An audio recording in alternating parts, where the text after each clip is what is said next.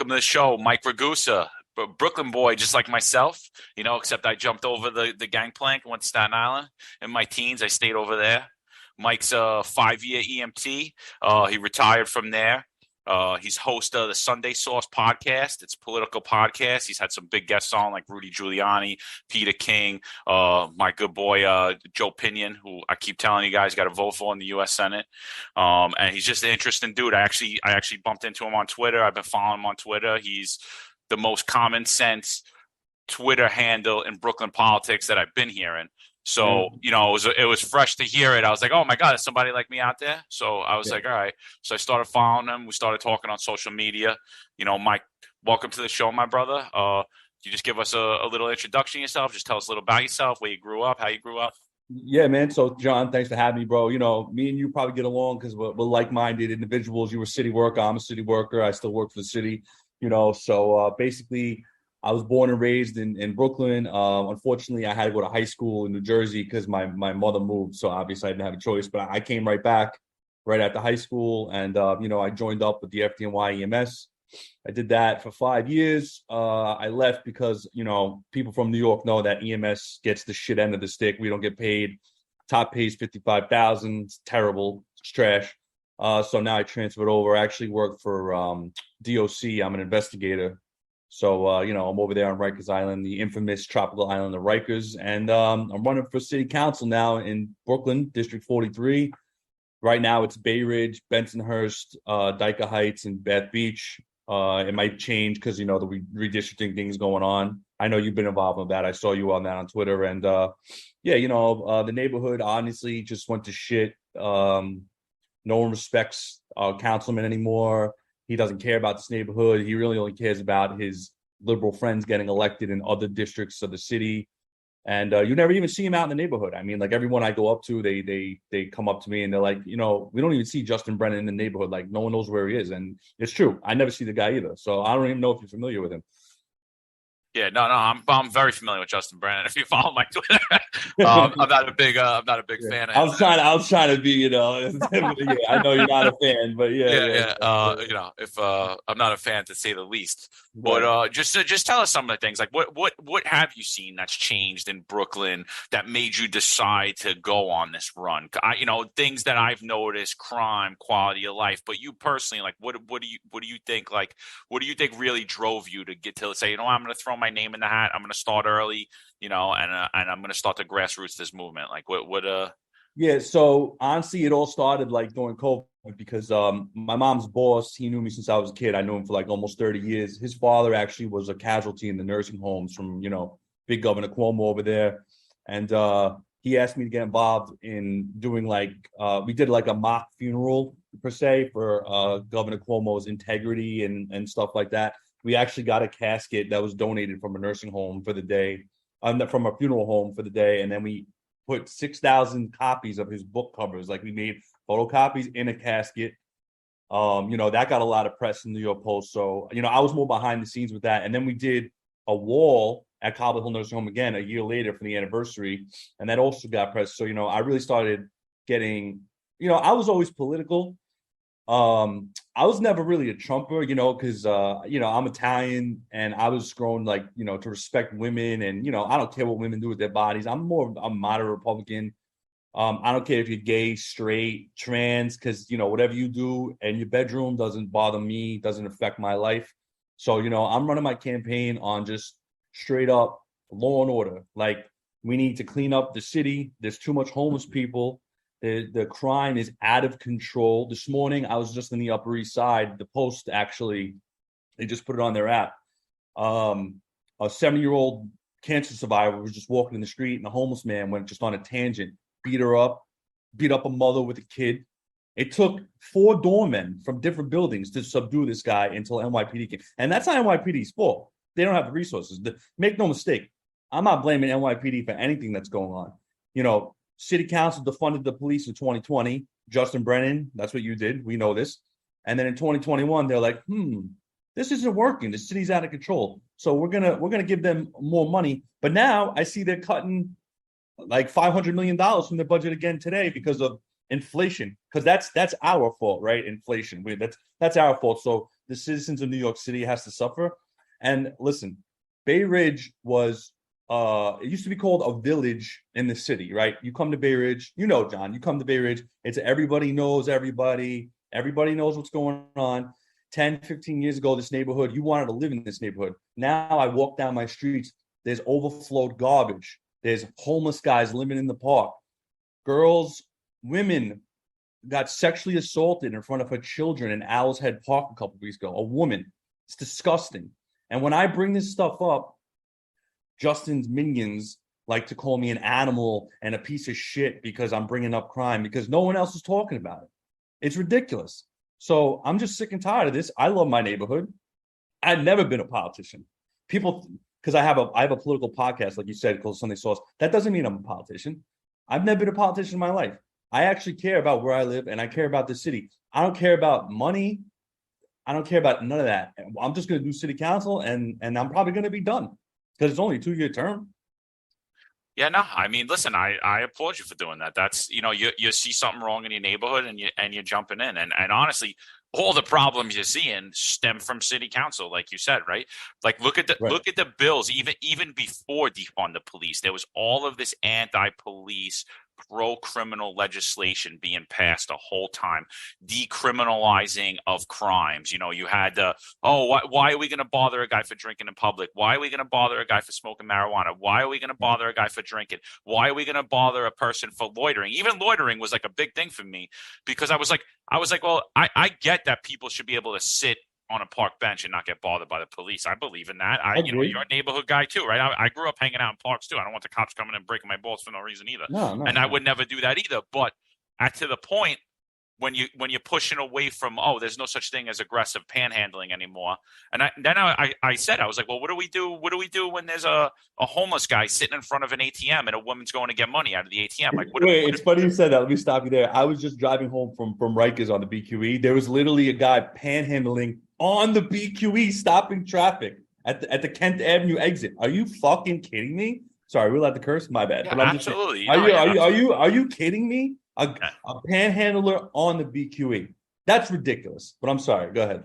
No, but that's the things that Justin Brannon, he went, and I'm political guy like you as far as I always voice my opinion. So my opinion, everything's political, right? So my opinion's political, but like, I don't know what I am. I don't know if I'm a Republican. I attack Republicans a lot. I don't know if I'm a Democrat. I know I'm not a left-wing nut, and I know I'm not a right-wing nut. I know that I'm in the middle, and I just call on shit that I see, and that's what we need. We need a rational voice.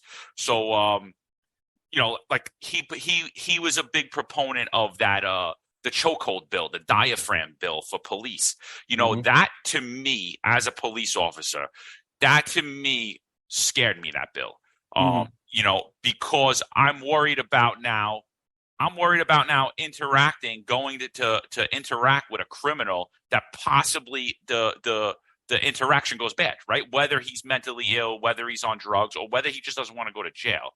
And I'm not saying that things can't be reformed in the police, but I thought that bill was scary to say that if a cop rolls on top of somebody by accident and compresses their chest, they're guilty of a crime. A nonsensical bill. He supported that. What would you have done for that bill? Would you have voted for that bill? I would definitely not vote for that bill, but at the same time, we can just teach the officers not to actually put their hands on someone's life or or put them in a chokehold. It could just So we actually face this problem with DOC, right? So there was the Nunez bill that was passed. The kid, he died in custody from use of force by DOC. So now the DOC officers are terrified to do use of force. So the inmates basically run all the jails. I mean, it's 30 inmates to one CO. And when these guys act up, they spray them with OC. What does pepper spray do to anybody? Like if you're being sprayed with it constantly, that's doing nothing to you. Yeah, so you're immune to it. After a couple of times, it's not going to hit you. That bill, I know it came from the whole Eric Garner thing, but I would never vote for that bill. But I would suggest some maybe more training for putting arrestees in detainees.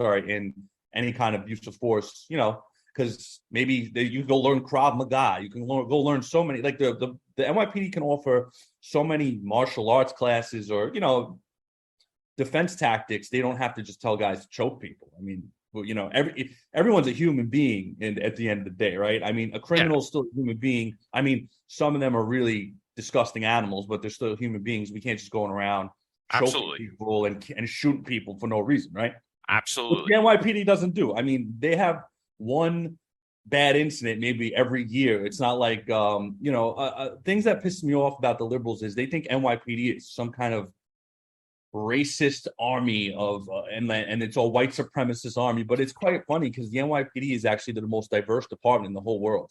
So when a black officer arrests a black person, is he racist? No. Yeah. Because he's blue. Well, because he's blue. He is. You ask a black cop if he's a white supremacist. He's going to tell you yes. Right. He's going to tell, according to the public, yes, I am. I mean, it's funny because all the African American candidates that I've interviewed on my show and talked to, they're like, every liberal calls us a white supremacist in disguise. I'm like, oh God, I'm sure I'm going to get called a white supremacist soon. So, no, yeah. I mean, I know. I think that's a valid point. Like there should be more training. The Eric Gardner incident happened, and to me, I didn't have it. I didn't have an issue with it as a cop. It was how I was trained in the police academy. What happened? They could have gave him CPR at the scene, but we weren't trained at that point. Right. At that point, we really were not trained to do CPR. Well, EMS was there as well, and they really didn't do a good job. And that wasn't FDNY; that was a private ambulance organization. So I'm not going to talk. But whatever. But there could be more training, right? And that incident happened, and it was all over the news, and the mayor and the police commissioner and everybody, and this kid got fired over it. And till this day, I don't know how to take Eric Garner down. I never learned another takedown. I said, how do I get him down? Just answer me how we get him to the ground. It's great when they started a training video. They started a training video to show us how to properly take someone down with a male on his belly with his hands behind his back. I was like, yeah, but how did he get there though? Like, how did he get on the belly? But what year was Eric Gardner? 2015, 14? It was, I believe it was 14 going into 15. When did PD have tasers? They didn't have tasers then. They didn't have tasers. Only sergeants did, maybe, or something like that. Only sergeants at that point. Right. So I recall that. So maybe if you guys had tasers, like just regular POs had tasers and not just a sergeant, maybe that situation could have been evaded. But at the same time, Eric Garner was severely obese. He had asthma. He smoked cigarettes. So maybe even if you did tase him, he would still end up having a heart attack from just the shock. So who knows what could happen that day? Listen, people make mistakes, man. No one is perfect. Police make mistakes. Firemen make mistakes. EMTs make mistakes. Everyone makes mistakes. Unfortunately, people die, and there needs to be there's consequences. But that was clearly an accident, and even the medical examiner said he was obese and he had all these problems. So I still don't understand why the officer was fired, but that's a conversation for another day. We can't even get into that. No, so. It's crazy. So dude, you did 5 years EMT, right? It's I've spoken about it before. I know you've spoken about it before, and up until yesterday, someone must be listening, because as of yesterday, I all of a sudden start seeing Justin Brennan talking about giving on par pay to EMS. Now, I know that as an EMT worker, you got to support that. I support that as a cop because I know the work you guys do. You guys are out there with us every night. You're out there with cops and firemen every night. You are first to scene a lot of times in these incidents. What do you think? Could you tell us a little bit first off about your experience being an EMT, and then could you tell us what could we do to improve it? Like, what would you help? First of all, I'll tell you right now that Justin Brennan bill. He claims when we got our raise, he was the sole purpose why we got a raise. He literally had nothing to do with the raise.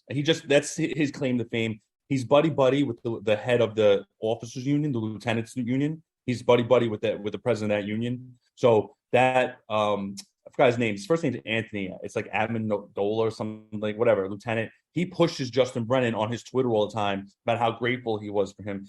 But when in all reality, it was the unions who did all the heavy lifting. Like I said, so that pisses me off about Justin. His claim to fame is getting EMS a raise. A raise? Okay, $55,000. big raise. Like what am Can't I even going to live in do the with that? city. You can't even Yeah, live in the but city. yeah, you can't. But anyway, going back to EMS. So I worked in Manhattan, right? I worked first. I was at Bellevue, out of Bellevue Hospital, which was Station 8. Um, there was a lot of that station had a lot of old timers there, a lot of people who were, they didn't really like weren't friendly, weren't welcoming. So I changed over to 7, which is actually under the High Line on 23rd and 10th. So that station was younger. I knew a lot of guys from the academy, blah blah. I was on one of the busiest units in the whole city. I got unit citations up the wazoo of CPR saves. Unit of the month. I commanded a whole fire by myself once in the medical branch, not the fire part. And my experience with EMS is very eye opening because people abuse the system with Medicaid, right? So if someone like basically 99% of the time it's bullshit EMS. I'll be honest with you. It's bullshit. Like so, but 1% of the time it's real. 99% of the time it's somebody calling with a Medicaid card saying they just want us to take them to the hospital of choice and just use this as a taxi. You know, and there are people who are legitimately sick, but FDNY really needs to come down on this Medicaid fraud abuse and start telling people, listen, if you just want to ride to the hospital because your stomach hurts, we're not doing that. Like, or you stubbed your toe, like something needs to give because we were doing 5,000, 6,000, 7,000 runs a day citywide. You know what I'm saying? And it's like, uh, starting pay was $31,000. And when I got there, I was like, what the fuck did I sign up for? I've seen people run over by trains, jumped off of buildings. I've seen it all, man. Shot, stabbed, all that stuff. So it really takes a special kind of person to do EMS. And little do people know, EMS is about 95% of the FDNY. There's no fires anymore. Everything's fireproof. So if a fire goes off in a building, the sprinkler turns on and then it's over. So in most new buildings, right? Like the most fires are in the bad neighborhoods. They're in the South Bronx. They're in East New York. But Manhattan, there's hardly any fires. In downtown Brooklyn, in Bay Ridge, there's hardly any fires. So EMS really does most of the heavy lifting for the FDNY, and we make them the money when we pick up patients. The fireman doesn't. They don't make FDNY money. So we should be the one. I mean, we don't deserve equal pay as firemen. I'll tell you that right now, because obviously firemen going to burning buildings, they can die. I mean, we can die on the job. EMS, like if a patient goes crazy, but firemen risk their lives every day. So they need a raise too. Their top pay is like 76,000 without overtime. That's ridiculous. Everybody needs a raise. I even said on Twitter, when I get into office, I'm gonna find out how I can get all city employees a raise. That goes for teachers, cops, firemen, whoever, meter maids. I don't care. Everyone gets a raise because we're living in an inflation state, and we can't even afford to live here. People can't even afford groceries. It's a joke. If you work for the city, you should be paid handsomely and treated with respect, but it's the opposite. No, yeah, absolutely. It's the opposite. I mean, we've seen that with the mandates, right? With the mandates, I Right. left my career early over it. Right. We told nurses, we told EMS workers, we told firefighters, you're not able to assess risk. You're Right. not able to assess risk properly. Let's Mm-hmm. have a bunch of dudes up in guys and girls up in city council who hid for a year and a half in the house, except Mm-hmm. for when they went to the beach or went out to a restaurant that was closed down, but they got it open for themselves. Right. Tell us how to assess risk when we were out there every night. We've seen that. And then we've seen a lot of guys get injured from COVID, from contracting it in the line of duty. And that's ignored. I don't hear anything about the cops, the firemen, and the EMS workers and the nurses that got COVID, got pneumonia, lost lung function, Or died. or died. I don't exactly. You Yeah. know, Yeah. it's almost it's I always say I think that the city rathers us die. It's easier. They just have a funeral for us. It's They throw a cheaper. couple of 100,000 to Right. our family and see you later. Right. Right. And we'll throw your name in the hat every now and then. Yeah. It's even last year and this year, firemen dropping dead after fires. Young guys. I knew a guy from EMS who went to fire. I think he was 33 years old. Went to a job, came back the next day, he had a heart attack and died. And he was vaccinated, right? Yeah. So people were looking into it, but of course the FDNY denies. like they always do. Oh yeah, and So there was yeah. definitely that too. There was definitely injuries from the vaccine too Mhm. that are being not even reported and not even talking about. The unions Right. aren't talking about it. The members of city council aren't talking about it. Nobody's talking about it. And the individuals aren't talking about it because they're worried. They're scared. Mhm. They're worried Mhm. about reprisal. But I'm talking about just the contraction of COVID itself and Mhm. just that disease even prior to the vaccine mandate coming out and even prior to the vaccine coming out. You know, they talk about long COVID all the time, long COVID, Mhm. but I'm like, Mhm. where are all the city workers and nurses that have this? You threw their asses back to work. You're like, shut up, go back to work. And we don't know the long-term effects that COVID before the mandate is Right. going to have on our workers. Would you support like presumptive bills such as like the heart bill, but something that like, hey, if something happens to you, like currently firefighters have the heart and lung bill, Right. right? Right. I know The the hard heart bill. and lung bill, but police officers only have the heart bill. So if Mhm. anything happens to their heart, it's presumed it happened in the line of duty, right? Right. Would you support possibly bringing over lung to the police officers as well, lung protection due to COVID as Ab- well? Absolutely, without question. I mean, these guys, I know many police officers who had to go to work when they had COVID. The NYPD told them to come to work. Sorry, come to work. So of Yeah, it was course I so would dangerous, support but that. come to work. Yeah, Yeah, of course I would support that. I mean, everyone in the whole city. If you're a city worker and you work during COVID, your whole body should be taken care of. Heart, lungs, head to toe, whatever you want. It needs to be. You told these people, the first responders, even sanitation, they came to work. absolutely, 100%. Sanitation, they're technically first responders because they clean up the trash They in the city. 100%. It's not I sanitation, agree you that they're know. first responders. 100%. Yeah, yeah. They 100%. plow our streets when it snows. If it wasn't for sanitation, we wouldn't be able to get to work or we wouldn't be able to walk the side, like the streets. So they're technically first responders. If there's an emergency, they're plowing the streets. So they deserve all kinds of bills. So of course I would support bills as a first responder.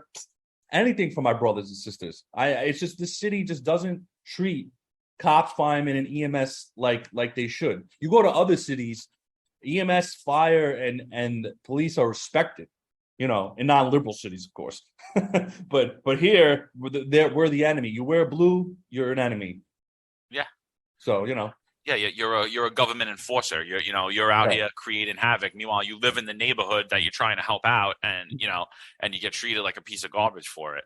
Never in Um, my career of EMS, when I stepped off that bus, have I ever questioned the person's race, color, creed, whose house I'm going into. Didn't make a difference to me. I was there to do a job, help the citizens of New York City, and that's what I did. Even in Rikers, when sometimes we had to advocate for the inmate. I don't care what your color, creed, what crime you did. If I'm here to help you, so I got to help you. I mean, that's the way it is. I'm here to serve the citizens of New York City. If you're locked up in Rikers Island, you're still a citizen in New York City. yeah. What do you think about Carlina Rivera? She's pushing the five boroughs, closing Yeah, down Rikers, yeah, five yeah, yeah, borough yeah, jail. yeah, yeah. It's a good idea. There's 6,000. Listen, the total count of inmates right now in Rikers is about 6,000. The total borough-based jail. I actually made an error on my tweet. I said it was 300 and 3,300. It's actually 3,300 total in every borough. That's not per jail. That's just total, right? I don't even think Staten Island's getting a jail. I just think it's the four boroughs, Yeah, right? it's really the Right. four. They call it the Right. 'Cause five borough, but Staten Island already had their jail and they got rid of it. So, yeah, no, where are you going to put the other 3,000 inmates? You're just going to let them leave? I mean, in Rikers Island right now, because of bail reform, you got the worst of the worst. You got rapists, felony assault, murderers, child molesters. You got the worst of the worst in Rikers, gang members. So if you can't fit them in the borough-based jail, you're just going to let these guys walk out the door? I don't think so. Have them live with all these politicians that want to close Rikers. Every day a politician comes in front of Rikers and says, close Rikers now. We need to close Rikers. They don't even know what goes on in there. First of all, the commissioner of DOC eliminated gang housing. Like what? What do you eliminate gang housing? Now all the gangs are mixed together. There's stabbings every day in one jail that I'm not going to say. There's literally stabbings, multiple stabbings every day between gangs. It's insane. And they got rid of punitive segregation, which is AKA also solitary confinement, which is also dumb. So how can you put someone in a box when they misbehave? Now they don't go to a box.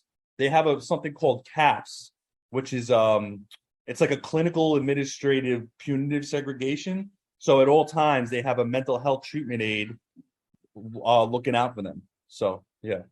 It's ridiculous. Look, you hear this right now outside of my neighborhood? Yep. So this is what we deal with every night. It's almost 8 o'clock at night. Guys come down, blasting their music, yelling out the windows, throwing stuff out the windows. This is what I'm saying. It's nuts. Oh yeah, we're definitely lost our way because the same thing they're doing in the jails, right? No more solitary, no more punitive, whatever the hell they want to call it now. So I'll give you I can't really reveal a lot, but Oh yeah. A staff member got slashed in the head by an inmate the other day, and what happened to him? Nothing. He's still in the same unit. He's still, walking around the unit. I mean, like, this is like if this was the old days, listen, I'm friends with Bernie Kerrick.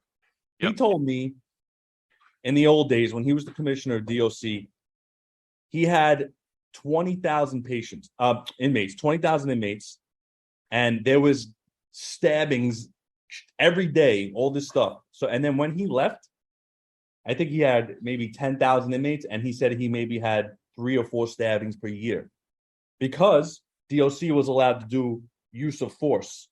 But use of force is not like a corrections officer just going up to a guy and just tackling him. Like, use of force is only used when there's a situation that needs to be de-escalated.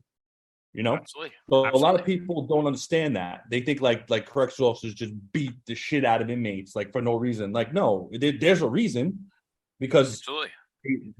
They attack the CO. What are they supposed to do? Just sit there and just get their ass kicked? No, of course not. Yeah, that word gets thrown around by people who have no idea what that means. They're like, "Yo, he should have de-escalated." So I'll just give you a few scenarios. I walk in a apartment one time. Fucking guy kicked in his door. He kicked in his ex-girlfriend's door. He kicked in his ex-girlfriend's door. When we walk in, she's like, "He used to live here, but I kicked him out." He's in the kitchen, going through the drawers where there's knives. Oh my What's God. my de-escalation tactic there? Shoot him. Walked in the kitchen and I fucking slammed him on the floor, wrestled with him. We got him cuffed, and then we walked him outside, got him, and brought him to jail. That was my de-escalation. If I would have sit there, "Hello, sir, could you please get away from the knives?" I would have winded up shooting him. That's what they do. I mean, in Rikers, that's what they do in Rikers. They say, "Sir, please stop. Please stop." It's so crazy. It's like that's true de-escalation right there. I'm stopping the situation from getting out of control. Yes, if I could talk you down, if the situation warrants it, absolutely. Nobody should be showing up on the scene being a jerk off and raising it. No, absolutely not. And we've seen those incidents. Like, I'm not saying that stuff like that doesn't happen, but that's improper training. That's what you're going to see a lot more of, because you got guys like me, you got guys with experience that are running out of the city and running off of these jobs and not training the young guys. Like, when I first came on this job, I was a young kid. I was a street kid. I grew up in Brooklyn and Staten Island. I had an attitude. I'm like, what's this guy looking at? What's this guy looking at? Not thinking, I got some older guys. He's like, jerk off. He's looking at your uniform. He's not looking at you. Don't worry about it. Make sure he's not doing nothing, and that's it. Stop taking it personal. And you need people with experience in all of these situations to lead the youth in the proper way, and we're losing that. I testified in front of city council. I watched that. Yeah, I don't know if you've seen it, and I'm sure you've seen the Brendan Fogarty one. That was unbelievable.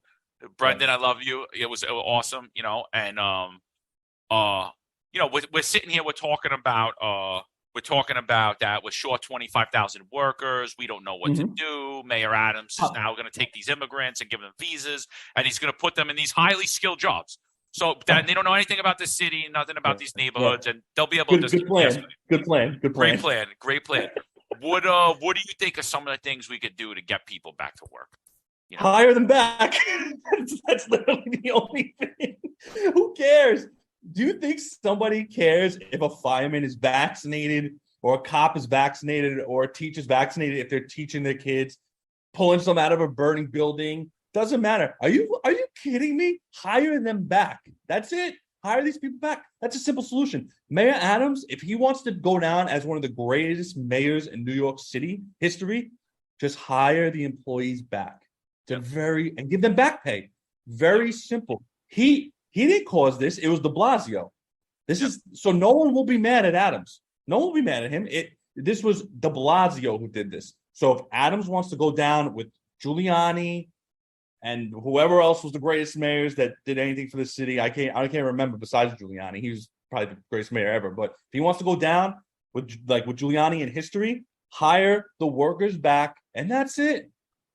Yeah, let's get back on the bandwagon. Listen, go ahead. Yeah, he had the greatest opportunity to do it, right? You come off Bill De Blasio's fucking administration. The guy crushed this city. He crushed 8 years of shit. And now you take it over, and at the end of his term, he fires all these workers because they're not vaccinated. Dude, I had to get the Johnson & Johnson vaccine because, obviously I'm only 33 years old. I haven't been working for the city for that long that I could just retire, right? Yep. And then I come to find out, as you know, Johnson & Johnson discontinued because it causes blood clots. So what am I going to do maybe in a couple of years if I grow a third nut, have a blood clot? Who do I blame? I can't because I was forced to get this whack-ass vaccine, right? Yep. But the people who did not get vaccinated, COVID is over. COVID's over. No one believes in COVID anymore. The liberal elite, they make their help wear masks when they have events, but none of them are wearing masks. Yep. Nancy Pelosi wasn't wearing a mask during COVID. She was partying. She was partying with 25, 30 people. Justin Brennan was in Puerto Rico last year partying with all the Democrats at some kind of convention that I probably paid for with my tax money. No mask. Your boy Joe Borelli was there too, but listen, let's not talk Joe about Borelli's okay. No, you know why I don't mind my tax dollars going to Joe Borelli? Because he actually does stuff. I agree. I like Joe. I like Joe. I love Joe. He's my friend. I love him. He's a common sense guy. Yes. And it's him. It's they're in a swamp, so they need more. Right. They need more allies. Right. Him and Ina are killing it. They're like, and Vicky Palladino. I love Vicky Palladino. She is my favorite person. And Bob Holden's a Democrat. I love Bob Holden. Bob Holden. I'll vote Bob Holden any day of the week. He's a common sense guy. He cares about the city. He wants to do things that benefit the people, the children. It's not about party lines. And that's something we got to kind of move away from. Right. But getting back to Adams, I think he had a great opportunity. Like I already said, all he's got to do is step in, get crime on hold, get quality of life on hold, get rid of these mandates. Dude, you're going to be flying to the presidency, and I'm a critic of Adams. I'm a huge critic of him. And I'm like, he's got the perfect opportunity right now and he's blowing it. He's blowing. He hasn't done anything, as far as like, he needs to grab his balls, take control of this city and say, all right, we made a mistake. We need you guys. We're going to hire you back, and we're going to give you the back pay of whenever your termination date was. End of story. Things will be solved. There'll be more COs and Rikers. There'll be more cops on the street. My friend's a fireman right now. He told me almost every tour they're getting hired, which means they're getting mandated. You know what getting hired means. So they get mandated to work because there's no manpower. Overtime, right? Overtime, right. They're getting overtime, so we call it getting hired in the FTY, but whatever. Yeah. He's getting overtime forced overtime because there's literally no manpower in the FTY. When there's no firefighters, that's scary. that's pretty scary. It's the same with the cops. They're burnt out. They're working working both their days off. They're burnt. They don't even want to. They're ordered. You're coming in. Oh, it's your birthday? I don't care. Oh, it's your child's birthday? I don't care. It's Christmas? I don't care. You're working, and the overtime budget's going to be. I don't even know what it's going to be. They're going to have to fudge those numbers because forget about it. Yeah, they've been past it. I think 2 months already. What are they allotted for the year? So it's ridiculous. One of the big things we're seeing in the city right now, and it's not anything that Adams has control over, or even city council has control over. but we're seeing DAs, we're seeing 90% of gun convictions not even making it to the table, not even getting Right. prosecuted. You get arrested with a gun, you know what? We're not going to deal with it. Lack of manpower. We're not You going get to deal with. season tickets to the Mets if you get arrested with a gun. Like, what do you think we could do? Like, what do you think is a solid plan? Not that you could make a law to do it, but like, how do you think we could get these DAs back on track? As You far can't. as You can't. They need to listen. Alvin Bragg, he needs to go. If Kathy Hochul, I'm a Lee Zeldin fan, but if she wants to wipe Lee Zeldin off the map, all she has to do is fire Alvin Bragg. That's literally all she has to do. If she really cares about the safety of New York City citizens, because Manhattan is obviously the most recognized borough in New York City. So, as you can see in the past couple of weeks, she's getting more involved personally with the bail reform stuff because she knows Zeldin's 6 points or 4 points behind her. But if she wants to wipe him off the map, just fire Alvin Bragg. Yep. That's it. And then done. Then she'll win automatically. But see, Democrats don't think like that. So I know Lee Zeldin. I've met him. I've talked to him. He's going to fire Alvin Bragg the first day because he's putting citizens in danger. I mean, there's a process. It's not going to be the first day, but I'm sure as soon as he gets into office, it's going to be in motion. Because if you're putting the citizens of New York City in danger, you're not upholding, the law, and you're not upholding office. So you got to go. I mean, That's all Kathy Hochul has to do. But Lee Zeldin's going to do it, and I really hope he wins because this Kathy Hochul doesn't care. We even have D.A. Gonzalez in Brooklyn. He's the same as Alvin Bragg. He's not as bad, but just the solution is you fire him if they don't, because it's an elected position. So if you're not upholding your office and discharging your duties, you need to go. That's it. And for some reason, our governor likes what's good. She thinks New York City is very safe. I guess she hasn't been here. Yeah, no, I mean, she thinks that she did a great job by making these gun-free zones in Times Square. What do you think about the gun-free zone in Times Square? Do you think it's going to lower crime? No, dude, a sign, really? It cracks me up about this gun law, right? You can't bring them on subways. You can't bring them at Times Square. Can't bring it to Penn Station. That's funny because most of the crimes happen in the transit system, if anybody's noticed, like in the subways. So you're telling me I can't bring my legally licensed firearm onto the subway concealed. It's not like I'm walking around, waving it around. If someone tries to rob me with an illegal gun, I can't take out my legal gun and defend myself. How does that make sense? Please, John, tell me, how does that make sense? It doesn't. We're going after a demographic that's responsible for 0% of crime. We're saying, oh, you're a legal, law-abiding citizen that we trust enough to give you a carry permit in a city that's almost impossible to get a concealed carry permit. But hey, we're going to restrict you because crime's rampant. It's like, so where can I even carry my gun now? At my house, and that's about it. Like I don't even understand because there's subways all around. Obviously, going into a bar with a gun that's a no-no. I definitely agree with that. Even NYPD, I believe you can't have your gun. I mean, like we're supposed to be armed at all times. Like that's what it's supposed to be. If you're drinking, we're supposed to be armed at all times, but and we're never supposed to be unfit for duty. So that's another rule. That's we're Supermen. Cops are never supposed to ever whatever. But can't enjoy yourself. God forbid. I'll tell you, the rule of thumb is if you're gonna go drinking, don't bring your fucking gun. Correct. Because it just leads. Even if you're right, you're wrong. You know what I mean? Even if you're right, you're wrong. Even if you stop something, you're gonna be wrong. It's just it's not a good look. There's no reason for you to do it. There's just even like if there's a possibility you could lose it, like go on a beach or something, don't bring your gun. Right. That's like the rule of thumb. Like one thing I am concerned about is though the road rage. Like if two guys get into it and they both are legally carrying. And they start. That's one thing I was thinking about because there's a lot of road rage in New York City. Like that's the only concern I have. Like two guys who start shooting at each other with their legal guns, then they're going to take it away. So if you're going to get a concealed carry permit, you need to be responsible, and you can't just start shooting at people because they piss you off. So hopefully, guys and girls, you understand that. No, please don't ruin it for us. Please don't ruin it for us. Please. No, absolutely. Yeah, no, absolutely. Yeah. Listen, gun ownership's a huge responsibility. It mirrors having a child. It really does. It's not it's not something you could take lightly whatsoever. It's a huge responsibility, and Yeah. people need to be made aware of it. And I don't think just anybody should have a gun. No, of course not. It depends on your character, right? But with all of these laws that we're seeing that are coming out, this raise the age, this less is more, this the other one where clean slate, right? So you got a clean slate. So now we have a guy that is by all means of low character, but he got a clean slate after a crime he committed 7 years, and Right. now he's eligible for a gun. Right.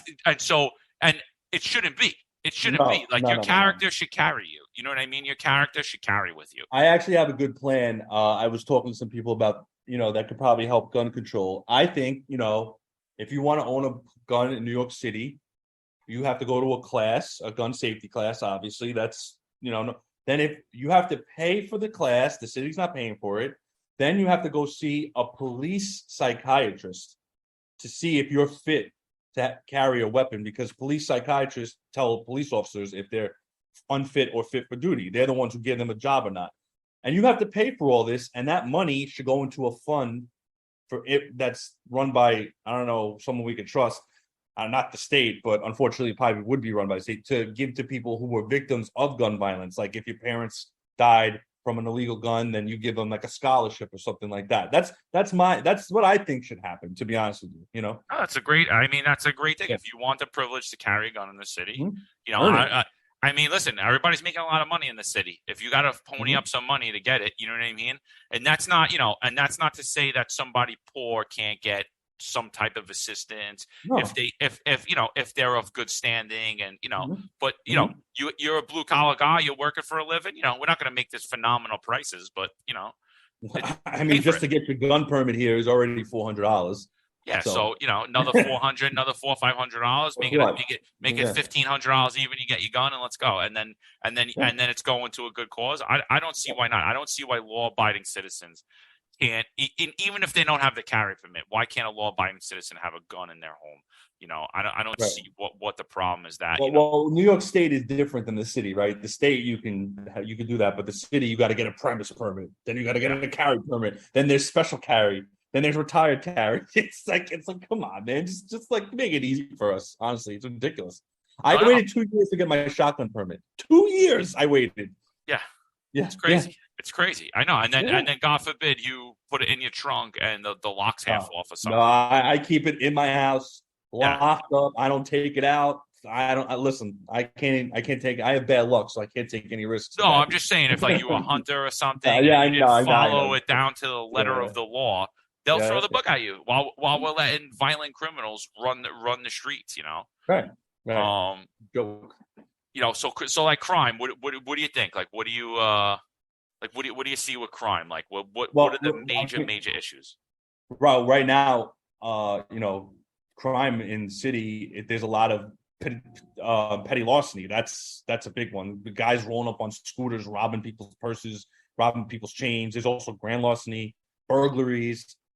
We've been seeing home invasions in the Bronx. I mean, like, murders aren't really up that much, but shootings are up. And obviously, they all come from illegal guns. They don't come from legal guns. So they never say that though. Ban legal guns, but let legal guns shoot people. Yeah, yeah, Yeah. yeah. That makes sense. But yeah, so we've been seeing, just actually in Brooklyn South alone, I believe the major 7 crimes are up like probably 50%. This is like in Brooklyn South, Yep. and it's just comes from manpower. I think even though the police were funded, whatever, they still don't respect the city, and they don't respect the mayor yet. They have to give him a chance, even though Mayor Adams is pro police so far. Not talking the mandate stuff, but like he brought back anti-crime, he brought back like another gun unit. So I mean, like he's trying. Like I said, he inherited 8 years of shit. Oh, So absolutely. Yeah. He did. Listen, you know, he yeah, stepped into New York on a downcline. It yeah. was on a But downturn. 100%. crime is still up. It's still up. So I Yeah. don't know what the solution is. Do we need to start pumping out more academy classes? Like, do we need to make the academy shorter? I know it's 6 months, right? 6 Yep. months for NYPD Academy. Yeah. Does it need to be shorter, or do we put them on the street while they're in the academy? I don't know what the solution would be right now. I mean, or we just hire the people that you fired because of the mandates. Like, I mean, Yeah. something's got to give. We can't live like this. Yeah. New York City, we depend on tourism. What kind of tourist wants to come here if they're going to get robbed? They got to step over 17 homeless people in Times Square. It's fucking smells here now. It smells like weed. It smells like homeless people. It smells like piss. Like it's gross here. It's disgusting. It's Yeah. really gross. Like New York City is a gross place, and I love it and I hate it. But right now I hate it. Now listen. I love New York. I remember New York when it was a shithole, and I Right. remember New York when it was beautiful. And Right. unfortunately, I was back there a few weeks ago. I stayed for 2 weeks. I couldn't wait to get the hell out of there. I was like, "What the fuck happened?" Like you said, there's homeless people everywhere. There's crimes everywhere. I'm Mm-hmm. watching videos of dudes rolling up on scooters, jacking Mm-hmm. people's chains and watches, beating the shit out of elderly people. I'm like, "What the hell's going on?" And like, I think what you said is good. Like we got to do, but like a twofold result. We need the manpower and the mandates. Get the Mm-hmm. manpower back out there. But I think we also got to tone down on these minor crimes. I'm not saying that we Oh. have to bring back stop, question, frisk. It's so controversial. I'm not saying that it has to be that, but it has to be when you commit a crime. You smoke weed in the street. Now, yes, I know weed's legal now, but Mm-hmm. should it be legal to go walk on the street and smoke weed? Like things like that, we got to really look at. Like, should it be legal that that anyone in a car is smoking weed? Sorry, you guys are Mm-hmm. all you smell weed in the car. Oh, sorry, all I don't know who it was. I'm just gonna assume the fact you all did it, and that's it. Mm-hmm. Like just stuff like that. Bring back some type of policing of minor Well, crimes, right. put standards and hold everybody to those standards. I was just arguing with one of Justin's supporters on Facebook. She was pressing me about crime, and she's like, "Oh, what do you think about? I see you're friends with Rudy Giuliani. He was racist and had broken windows."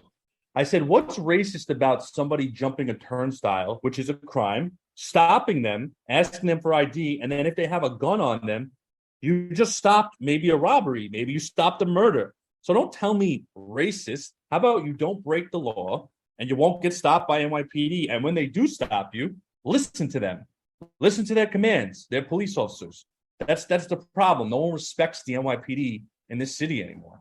And Mayor Adams, thank God, the other day, or it was a couple of weeks ago, when the officer slapped that girl in the face and everyone Yep. thought he punched her, he actually came out and said the officer did nothing wrong. He was defending himself.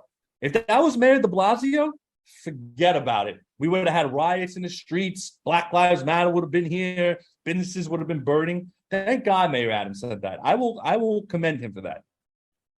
Yeah, no, no, no. I was actually happy he did it. I was shocked he did it. I was Me shocked too. that he I was came out and shocked said it. too. I Uh, was so shocked. but Yeah. I still say I'm not sold on it because I still say it was very convenient that the officer, not that it was convenient, but thank God that the officer was black. Because I said, what if that was a white cop that did it? Right. It You're might have right. been a different spin on it. I'm Well, not that's what saying I'm that he saying. would or he wouldn't, but I'm telling you right now, the news media would have. I know some members in city council would have. They were already Sure. calling for that guy to be fired anyway. They didn't care about the color of his skin. They could have just added that on too. You know what I mean? It's so So funny how people jump to conclusions without seeing. That's why now the NYPD has body cams. Wait yeah. till you see the body cam footage before you jump to conclusions. End of story. Yeah, yeah, and that's the whole thing. They talk about that cops racially profile when really what they do is they're criminally profiling, right? I worked in Italian neighborhoods as a cop. I arrested kids that look like me, dress like me, talk Right. like me because Right. they were the kids that were doing the crime. If I went into a Jewish neighborhood and the kids were all doing that there, burglaries, drugs, all that, I locked them up. It's a very simple formula, and city council today, you'll hear it from Caban, you'll hear it from Oh, don't get me started with Caban. yeah, And you'll the other hear it one in from all of Harlem. them. We're Yeah. criminalizing poverty. It's like, no, Yeah. we're Yeah. not criminalizing poverty. We're criminalizing crimes. Like we're keeping people in order. Nobody in the city is getting locked up or ever got locked up for nonsense on the street. Yeah, you spent the weekend in jail. You spent the night in jail. They weren't spending years in jail for bullshit. Like don't even start or even months.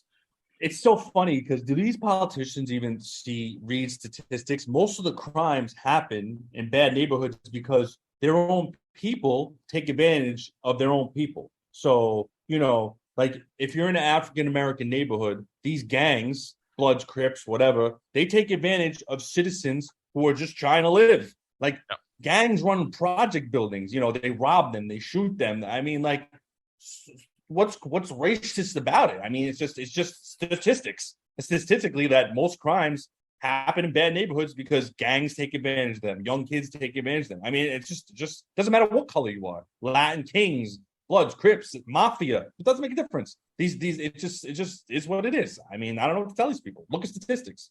Oh yeah, it's insanity, dude. It's complete insanity. It's a complete deflection. It's a complete blame game of skin color. It's ridiculous. I remember when the big push came with de Blasio, he was talking about that cops predominantly lock up black and brown kids for marijuana at a higher rate. So we need to stop doing that. But my whole argument was, well, we lock up black and brown kids for murder at a higher rate and rape at a higher rate. Should we stop doing that? I don't understand what your point is. Like the way to keep the neighborhood to start to instill values in a neighborhood and understand what's a society's going to accept is to actually go in and enforce law. And then maybe someone's going to be like, you know what? I'm not hanging out with these kids no more. That kid did that thing, and there was a consequence for it, and I don't want to deal with it. As opposed to what we got now, where there's no consequences. The youth is seeing it. They're like, oh, that kid, he's got all this money from doing all these bad things, and he's out on the street, and nobody's bothering him. And even when he gets arrested, he's out in 4 hours. These little kids, they're going to do the same thing. You took the words right out of my mouth. The criminals know that bail reform is, they could commit a crime, be out of jail the same day, 4 hours later. So what's stopping them from robbing a chain, stabbing somebody, shooting somebody? What's stopping them? Especially Manhattan. Manhattan is a free for all. I mean, I think Staten Island is the only borough that actually locks people up. I mean, he's the only DA. McMahon's the only DA right now. Even him, I'll critique the shit out of him. But at least there is some consequences because it is an elected spot. He knows Staten Islanders will vote against him. Like if you're going to let crime run rampant. Right now, I've been seeing some stuff in Staten Island that's pretty disturbing. So he's going to have a problem soon. He's probably going to have a problem in his next election too. Oh, yeah. But yeah, no, it's insanity, man. So like we got to get like a normal voice back in government. So like, what's your platform? Like, what's going to be your major push? Like, what are you going to tell everyone? Like, you're going to get out there. I know you're going to be knocking on doors. You're going to be going to events. You're going to be grassroots and everything. Like, what? I have just a simple plan. You see this neighborhood how it is. Are you satisfied with it? And they're going to say no, probably. And then I'm going to be like, well, here's your chance to change the neighborhood. Vote for me. I'll make sure that me and the NYPD have a good relationship in all my districts. We clean up the homeless people. We put money back into our schools, right? Because they just defunded the Department of Education, and then they put money back in because they we made a mistake. So, but they're taking money away from police, cops, firemen, people who actually need the money to put back in DOE, which is crazy. That's another story. Also, I mean, city employees, like I said, they need a raise. I mean, that's really the top four things right now. I mean, because unfortunately, city council doesn't have that much power when it comes to bail reform. When it comes to major, that's the state senate and the Congress. They take care of all that stuff. But we can be advocates for it. Like that's what a city councilman is. He's a local liaison to all the services that the cities afford. If a park is nasty, we fix the park. If there's a homeless person, we call the Department of Homeless Services to take care of it. Maybe get them in a shelter, or maybe put them in one of these luxury hotels now that apparently they stay at. If there's a pothole in the street, we get on the phone with 311. If a garbage can is too full, we call sanitation. I mean, it's that simple. These simple things aren't being done in District 43. There's potholes. There's garbage overflowing. There's homeless people. There's the stuff that's been happening in Bay Ridge. Shoot, just on 84th and 5th Avenue, the Hideout Bar. Some kid got into a fist fight, and then he pulled a gun and started shooting at people. Like, it's out of control. This and NYPD, they're handcuffed because they're afraid to do their job because they're worried about politicians like Justin Brennan who will ostracize them. And because Justin Brennan, unfortunately, has a very powerful voice, and he gets in many major newspapers and many major radio shows. So this is a guy who they're probably afraid of, and they don't want to do their job because he's gonna go out there and say, "Oh, NYPD this, I told you so, I told you so. We should defund the police," right? So it's crazy. No, yeah, I remember during the riots in 2020, like police were getting their asses They kicked, were and here. They were here. and Dyker Heights and Bay Ridge and Bensonhurst all came together and they said, "Hey, we're going to hold the Blue Lives Matter rally," right? Like, not all of us hate the police, because that really wasn't the truth. They were all these out of state kids that we were locking up. The truth Right. is, the overwhelming majority of every neighborhood, including the high crime neighborhoods, love the police. So they hold a Blue Lives Matter rally. Mothers of cops, grandmothers of cops, fathers of cops, just neighborhood guys and neighborhood women that support the police. They support the other city workers. They're like, "Hey, listen, not everybody's bad. It was a bad time to be a cop. It was the worst time in my career that I could think of." And what does Justin Brennan do? He marches a bunch of Max out of Rose. state people Right. directly into the Blue Lives Matter. Yeah. He marches Antifa. Yeah. Absolutely disgusting. And Yeah. you're right. Justin Brandon's got a ton of money, but Justin Brandon's very vulnerable, right? We've seen that in the last election, right? Of course. Yes. He's very vulnerable. I mean, come on. He had, what do you have? He had like 13,000, a little bit over 13,000 votes, and Brian Fox was right on his heels with like 12.5. That's according to ballot. He only won by 426. That's it, or 466. I mean, something like those that. are so slim for the amount of money he has, for his reach in the media, for his voice, and with all the other politicians, for all the other people that are endorsing him, because they are in lockstep, bro. That's one thing with the left, is they're in lockstep, and that's my one big problem with the GOP in New York City, is they're not sticking together, and they're not a strong, united front. I know there's a little of them, but they need to start coming out and putting endorsements on the people that will support them, people that are allies, people like you, people that live in this city, that care about this city. And the homeless things, it's crazy. It's nuts. It's absolute insanity that we're paying $500 a night, flooding these hotels up 365 days a year, and just very conveniently, all these hotel owners, they're Bill de Blasio's biggest donors. They're Eric Adams' biggest donors. Right. It's I don't even have words for it other than it's pay to play. It's pay to play. Well, hopefully I can turn this city around, and I like I said, it's going to be a tough fight. This district's very purple. They're not MAGA. They're not Trumpers.